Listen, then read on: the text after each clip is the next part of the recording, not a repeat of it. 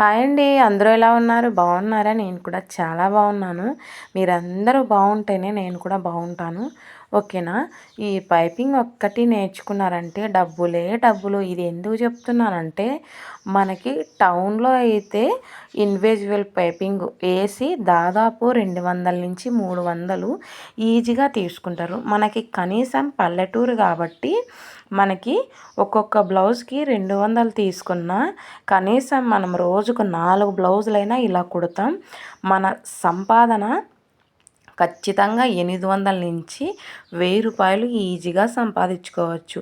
అది ఎలా అంటే ఒక్కొక్కటి చెప్తూ ఉంటాను, మీరు వింటూ ఉండండి. ఎందుకంటే మన టైలరింగ్ ఛానల్ ఎక్కువగా ఫాలో అయ్యేది టైలరింగ్ నేర్చుకునే సిస్టర్లు కావచ్చు, అక్కలు కావచ్చు. కాబట్టే నేను కూడా ఇలా చెప్తున్నా. నేను ఎక్స్ట్రా క్లాత్ అంతా కట్ చేశాను. మెయిన్ క్లాత్ మనకి పైపింగ్ ఎంత కావాలో అంత అయితే కట్ చేసుకున్నాను అనమాట. కట్ చేసి ఇలా జాయింట్ ముక్కలు అయితే చేస్తున్నా.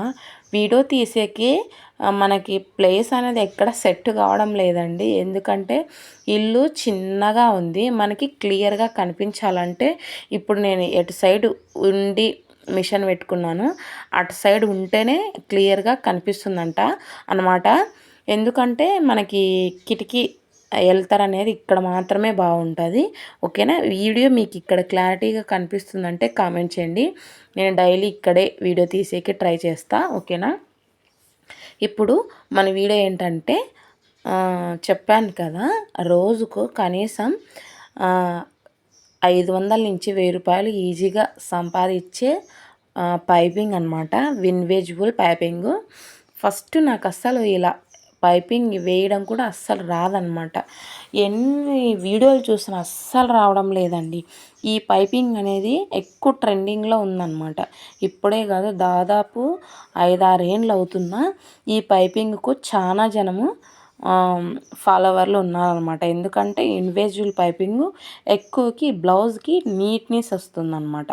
ఎందుకంటే చూడడానికి అందంగా ఉంటుంది, ఎక్కడ గజిబిజి లేకుండా లుక్ అయితే చాలా బాగుంటుంది. మనకు అసలు ఎక్కడ డిజైన్ పెట్టుకోవాల్సిన అవసరం కూడా లేదు. ఇలాంటి పైపింగ్ ఒక్కటి నేర్చుకున్నారంటే రోజుకు 1000 రూపాయలు సంపాదిస్తారు. రోజు చొప్పున వేసుకుంటే మీ నెల సంపాదన ఖచ్చితంగా 30,000 అయితే ఉంటుంది. ఓకేనా? ఇలాంటి పైపింగ్ ఒక్కటి నేర్చుకొని మీ దగ్గరకు వచ్చిన కస్టమర్స్ని అనేది అసలు ఎక్కడ వెనక్కి పోనీయకుండా ఇలాంటి పైపింగ్ వేసి బ్లౌజులు కుట్టామంటే ఫుల్ ఫీదా అవ్వాల్సిందే. ఎందుకంటే అంత అందంగా ఉంటుందన్నమాట ఇన్విజిబుల్ పైపింగ్. ఓకేనా? అలానే మీకు షార్ట్ వీడియోలో కూడా ఈ బ్లౌజ్ వేసుకొని చూపిస్తా. అసలు బాడీకి అద్దినట్టు ఉంటుందన్నమాట, ఎక్కడ ముడతలు లేకుండా. అసలు పైపింగే బ్లౌజ్కి అందం అనమాట. ఓకేనా? ఎందుకు ఇలా చెప్తున్నా అంటే ఈ బ్లౌజ్ నాదే అనమాట. ఫస్ట్లో నాకు ఈ పైపింగ్ వేసుకోవడం అంటే చాలా ఇష్టం. మళ్ళీ ఆ ఇండివిజువల్ పైపింగ్ ఎలా వేయాలనేది అస్సలు వచ్చేదే కాదనమాట. ఫస్ట్లో నేను నేర్చుకునేటప్పుడు ఈ పైపింగ్ అనే దాని మీద అంత ఇంట్రెస్ట్ లేదనమాట. 13 సంవత్సరాలు అవుతుంది కదా, అప్పుడు ఎక్కువ లేసులు చీరతోనే పైపింగ్ వేసేదనమాట.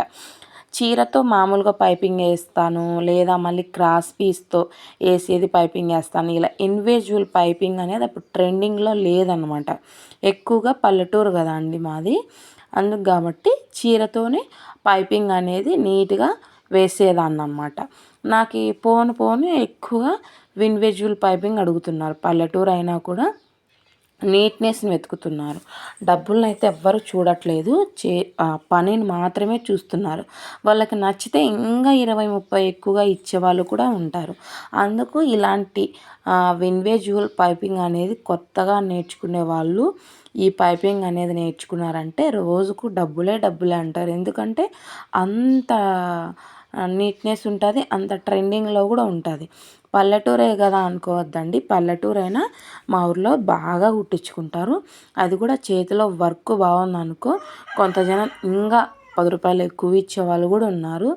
ఎందుకంటే మెయిన్ డబ్బులు ఇంపార్టెంట్ కాదు, చేతిలో వర్క్ ఇంపార్టెంట్. ఆ చేతిలో వర్క్ ఉంటే మనం ఎక్కడ పోయినా కూడా బ్రతుక్కుంటాము. ఎందుకు ఇంతలా చెప్తున్నానంటే కొన్ని కొన్ని ఫాలో అయితేనే మీకు కూడా దాంట్లో ఉన్న సంపాదన ఏంటనేది అర్థమవుతుంది. ఓకేనా.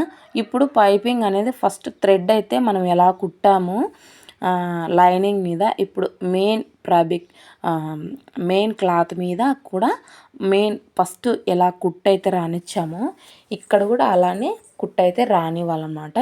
కొత్తగా నేర్చుకున్న వాళ్ళైతే ఇలా చుట్టూ పిన్ అయితే పెట్టుకోండి. పెట్టుకున్న తర్వాత మీకు క్లాత్ అనేది ఎక్కడ కదలకుండా ఉంటుందన్నమాట. మీకు సులువుగా ఉంటుందన్నమాట పైపింగ్ వేసేటప్పుడు. ఓకేనా.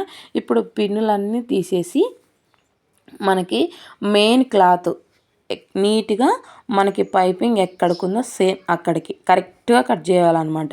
మనం ఇటు అటు అయినా మనకి మెయిన్ క్లాత్ కట్ అయిందంటే మళ్ళీ ఇబ్బంది అవుతుంది. సేమ్ మనకి మెయిన్ క్లాత్ ఎగస్ట్రా ఎంత ఉందో అంత మాత్రం కట్ చేసుకోవాలి. కట్ చేసిన తర్వాత ఇలా చిన్న ఘాట్లు అనేది పెట్టుకోవాలన్నమాట. ఇలా ఇలా పెట్టుకున్న తర్వాత మనకి క్లాత్ అనేది నీట్గా తిరుగుతుందన్నమాట. చాలా బాగుంటుందండి ఇన్విజిబుల్ పైపింగ్. చిన్న చిన్న బుటా ఉన్నాయి చూడండి, దాని కలర్ అనమాట.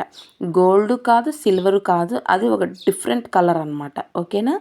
నేను ఆ వీడియోలో ఎక్కడ కలర్ కూడా మార్చలేదండి. సేమ్ ఎలా ఉందో సేమ్ అలానే పెట్టాను. మామూలుగా కలర్ అయితే మార్చేదాన్ని, ఈరోజైతే మార్చలేదన్నమాట. చూసారు కదా, చిన్న చిన్న బుటా వచ్చాయి చూడండి బ్లౌజ్కి. ఆ బుటా కలర్ అయితే నేను పైపింగ్ అయితే వేసాను. బార్డర్ కూడా అలానే వచ్చింది.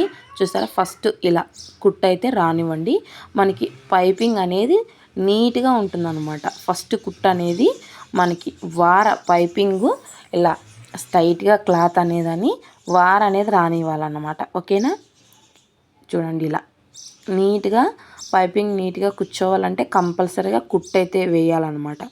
అలానే రెండో కుట్టు కూడా చాలా ఇంపార్టెంట్ అండి. నేను ఎవరికైనా మనకి ఎక్స్ట్రా క్లాత్ అనేది ఉంటుంది కదా లోపల, తిరిగేసిన తర్వాత ఆ క్లాత్ అనేది లేచినట్టుగా ఉంటుందన్నమాట.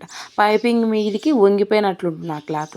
అలా కాకూడదు అనుకుంటే ఎక్స్ట్రా క్లాత్ ఎక్కడికుందో అక్కడికి ఆ కుట్టు మీద రానివ్వండి. ఎక్స్ట్రా క్లాత్ మీద రానిచ్చామంటే ఆ కుట్టు పడి దాని మీద టైట్గా అనేది కూర్చుంటుంది అనమాట. ఆ క్లాత్ ఎక్కడ లేచినట్టుగా ఉండదు.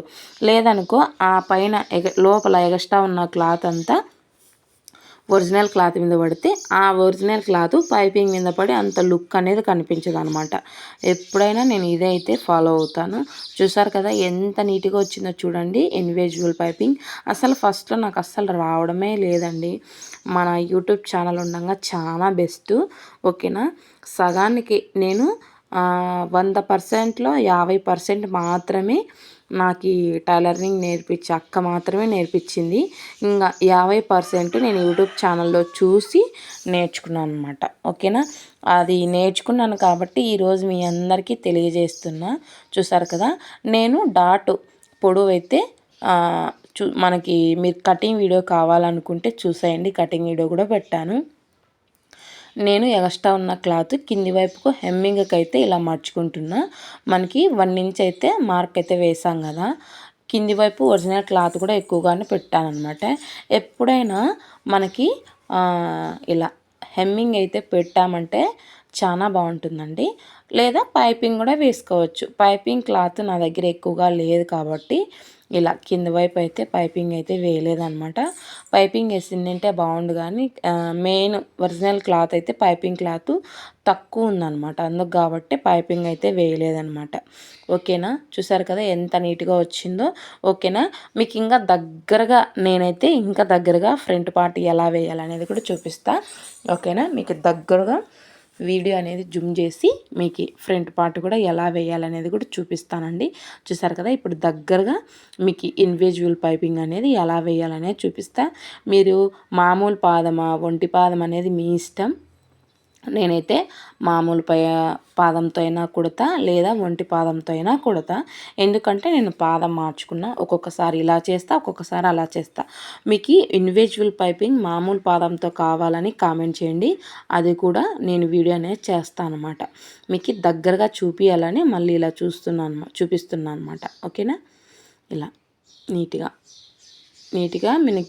మీకు ఎలా కుట్టాలనేది చూపించాలని నేను మళ్ళీ వీడియో అనేది జూమ్ చేసి చూపిస్తున్నాను అనమాట. ఓకేనా. ఇలా కనీసం ఒక గీతంతా క్లాత్ అయితే వదిలిపెట్టాలి. చూసారు కదా ఎంత నీట్గా ఉంటుందో. ఈ థ్రెడ్ సైజ్ వచ్చేసి 7 నెంబర్ సైజ్ అండి. నేను ఎక్కువ శాతం 7, 12 వాడతాను అనమాట. ఈ బ్లౌజ్ నాదే కాబట్టి నేను 7 సైజ్ అయితే వేసుకున్నా. చాలా బాగుంటుందండి. అంత పెద్దగా లేకుండా అంత నైస్గా లేకుండా మీడియంగా బాగుంటుంది. నాకు ఎక్కువ 7 సైజ్ థ్రెడ్డే ఇష్టం అనమాట. ఓకేనా. చూడండి ఫస్ట్ లైనింగ్కు ఇలా జాయిన్ చేసుకోవాలన్నమాట. మీకు దగ్గరగా చూపించాలని ఫ్రంట్ పార్ట్ కూడా కుడుతున్నా. ఓకేనా. ఇలా చూసారు కదా ఎంత నీట్గా ఉందో. చూసారా. ఇప్పుడు మెయిన్ క్లాత్ మనకి ఎక్స్ట్రా ఉన్న క్లాత్ అంతా కట్ చేసుకొని మెయిన్ క్లాత్ మీద పరుచుకొని ఇప్పుడు కుట్టు మన థ్రెడ్ ఎక్కడ వేసామో సేమ్ అక్కడికి ఎలా రావాలో సేమ్ అలానే కుట్టేయాలన్నమాట. ఓకేనా. మెయిన్ చూసారు కదా మనకి 5 వైపు కుట్టు కనిపిస్తుంది అనమాట. ఆ కుట్టు మీద రానిచ్చామంటే మనకి కుట్టు మీద కుట్టు నీట్గా పడుతుందన్నమాట. ఓకేనా. చూసారు కదా ఇలా చాలా ఈజీ అండి. మనం కష్టం అనుకుంటే కష్టం, ఈజీ అనుకుంటే ఈజీ. మెయిన్ ఎగస్ట్రా ఉన్న క్లాత్ అంతా ఇలా కట్ చేసేసేయండి. ఓకేనా. ఇలా ఇక్కడ కూడా చిన్న చిన్న ఘాట్లు అయితే పెట్టుకోండి. మెయిన్ వచ్చేసి ఖచ్చితంగా చిన్న చిన్న ఘాట్లు అయితే పెట్టుకోవాలన్నమాట. అప్పుడే మనకి చూడండి ఈజీగా తిరుగుతుంది. ఇప్పుడు మీకు చూడండి అలా ఫస్ట్ నేను బ్యాక్ పార్ట్ అంటే వెనక భాగం నెక్ వేసేటప్పుడు ఒకలా వేసాను, ఇప్పుడు ఒకలా చూపిస్తున్నా. ఇప్పుడు ఎగస్ట్రా లోపల ఉన్న ఎగస్ట్రా క్లాత్ అంతా ఇలా లైనింగ్ వైపుకు తిప్పుకొని ఇలా కింది వైపు కుట్టు రానిచ్చామంటే మనకి ఇంకా నీట్నెస్ అయితే వస్తుందన్నమాట. ఓకేనా. ఇలా ఇలా చిన్న టిప్స్ అయితే చెప్తున్నా చూడండి. మెయిన్ క్లాత్ అంతా లోపల ఎగస్ట్రా ఉన్న క్లాత్ అంతా లైనింగ్ క్లాత్ మీద వేసి ఇలా కుట్టామంటే లో వైపు ఫినిషింగ్ అనేది లోపలికి పడిపోతుంది అనమాట. మనకనేది ఎగస్ట్రా క్లాత్ అనేది కనిపించదనమాట. కనిపించి మెయిన్ క్లాత్ మీద పడే అవకాశం అయితే ఉండదన్నమాట. ఈ టిప్స్ అయితే కొత్తగా నేర్చుకునే వాళ్ళకి చాలా యూజ్ అవుతుందండి. ఇలా చూసారు కదా ఎంత నీట్గా వస్తుందో. ఇది ఫ్రంట్ పార్ట్ మీకు చూపించాలని ఇదైతే చేశాను అనమాట. ఎలా ఉందనేది like, share, comment, subscribe. Bye.